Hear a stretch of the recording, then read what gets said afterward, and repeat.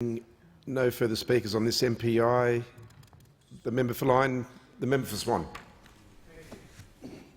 Speaker, I rise to talk on today's MPI, the threat posed by the government's mismanagement of the national broadband network rollout. And there's been quite a passionate few speeches here tonight, and I've heard independent or supposed independent members raising their voices, and the member for Mitchell just talking about his issues, and also the member for Fraser saying that some people shouldn't talk on this. But the reason I'm talking on this, Mr Deputy Speaker, is the fact that in my electorate of Swan, where there is a marginal seat, where the government decided to roll out at the 2010 election a promise that they'd roll out the NBN and start in June 2011, and didn't get around to starting until about October 2012. Again, I agree with the member for Mitchell, it was a political move. But, Mr Deputy Speaker, I rise to speak on the matter which is the threat, as I said, posed by the government mismanagement of the national broadband network. With the problems we've heard from the member for Wentworth, it's clear that once again the government is demonstrating it cannot handle major projects. The government's NBN has been a disaster from day one. 3 years ago, at the start of this parliament, they promised 1.3 million premises would be passed by the end of this month. Mr Deputy Speaker, they'll struggle to pass 200,000 premises instead. As we heard from the member for Mitchell, it's been downgraded 3 times. Labor has some serious incompetence when it comes to managing major projects. What makes the matter worse is the government refusing to take any responsibility for the problem. Yesterday we saw Telstra do what Labor's Communication Minister and the Prime Minister will not do, and that is take responsibility. This is something the government hasn't done well, when we all know it is their incompetent management and policy settings that have created a situation that is utterly unacceptable when it comes to the management of asbestos. Telstra are taking responsibility for getting things right from their end. This government needs to take responsibility for policy settings. They need to acknowledge the contractors for the NBN are dealing with the asbestos on a daily basis, that there has been mishandling of the asbestos and their practices have failed. Mr Deputy Speaker, this government knew there was a problem with the NBN as early as 2009. To be frank, ever since these types of projects have been envisaged, everybody has known Telstra's pits carried risks with asbestos. It should have been understood that the NBN construction involved remediating ducts where asbestos is present. The government's NBN contractors should have planned for this and have been aware of the responsibilities and obligations. What the government needed to do is make sure they had the policies in place to handle it properly from day one. The government didn't do their homework, Deputy Speaker, and they have let the Australian people down again.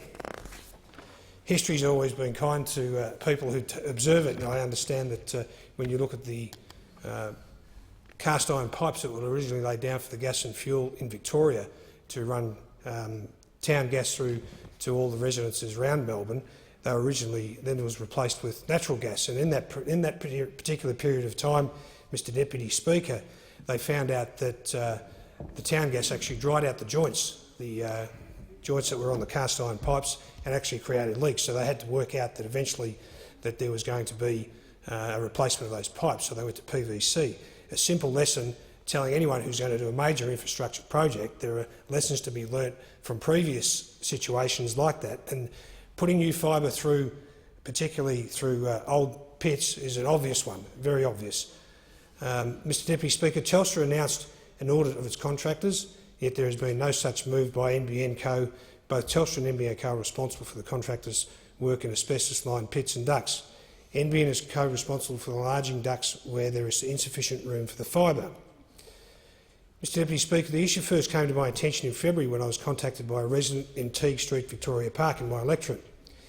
Cynthia at the time were involved in the rollout of the fibre, not Telstra, Cynthia, a subcontractor to the government.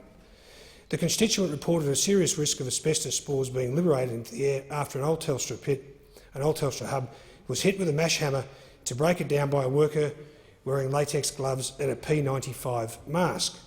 I was told the worker picked up bits of asbestos from the sand and put them in a bag, while a Cynthia worker without a mask worked close by. Mr Deputy Speaker, I actually have a photo of that and would seek leave to actually table that, where there's a worker without a mask working close by. So Cynthia cannot say that they've got their processes and procedures in correct order for dealing with asbestos. Mr Deputy Speaker, the highest priority for NBN Co here must be for the safety of these workers and the communities where this work is taking place. We can have all the rhetoric about who's right and who's wrong, but at the end of the day, major infrastructure projects must protect the works and protect the people in the communities who could be affected by such things as asbestos spores. Mr Deputy Speaker, I reported this incident at the time to WorkSafe and then Comcare on the 19th and 20th of February. I'm yet to receive a response from Comcare, another government department, and I find it unbelievable if the issue that they say is not relevant or is not really an issue, that they've taken so long to respond to an issue that was deeply concerning within the electorate of Swan. I did actually receive a written response from Cynthia, but we'll go into that later. We heard through the member for Wentworth, he talked about this as being the most mismanaged infrastructure project ever in Australia. And as we also heard from other speakers, there was no cost-effective analysis done when we went to the election with the promise of rolling out the NBN. As I said before, if they'd done a cost-benefit analysis, maybe they would have taken into consideration the fact that these pits needed to be upgraded, as would have been done if they'd done a cost-benefit analysis when they did pink bats as well. It's been mentioned by a few of the coalition speakers, the pink bats debacle, and again, this is just a gentle reminder that this government is out of control and cannot handle major infrastructure projects.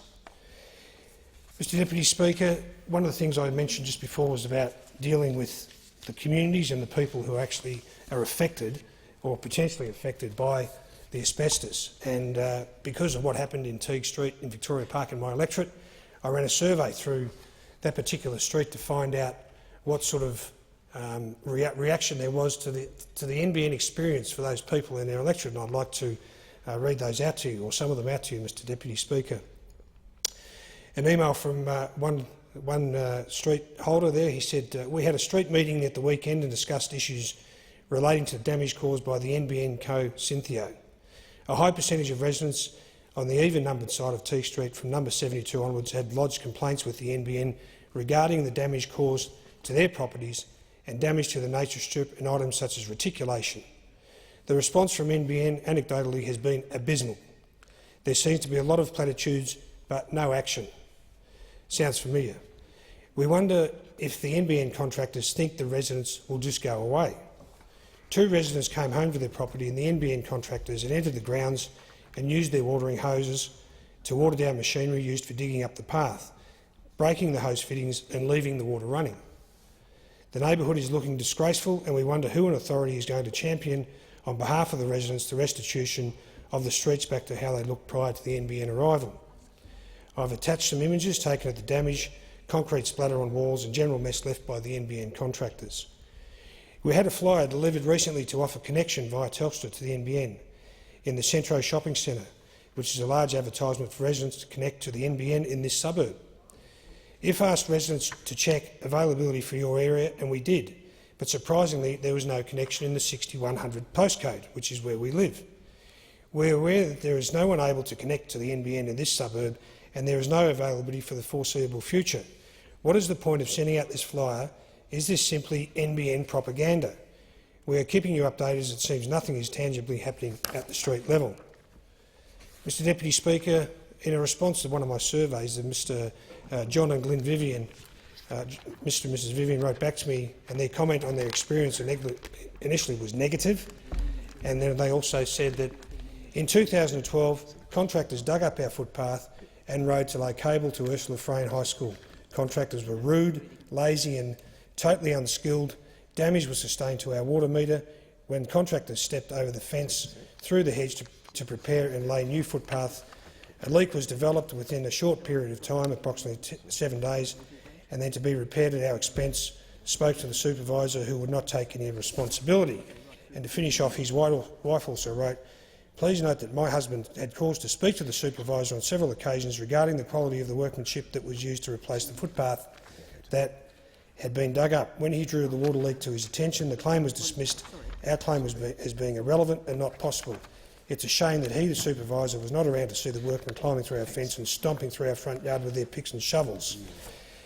They then received a bill from Cynthia from Charter Plumbing and Gas to fix their plumbing for $370, which NBN and Cynthia refused to do. Again, Mr Deputy Speaker, this is another debacle of an infrastructure project by the government, and we must remember that it's about the communities and the workers who must be kept safe. The member's time has expired. Being no further speakers on this discussion,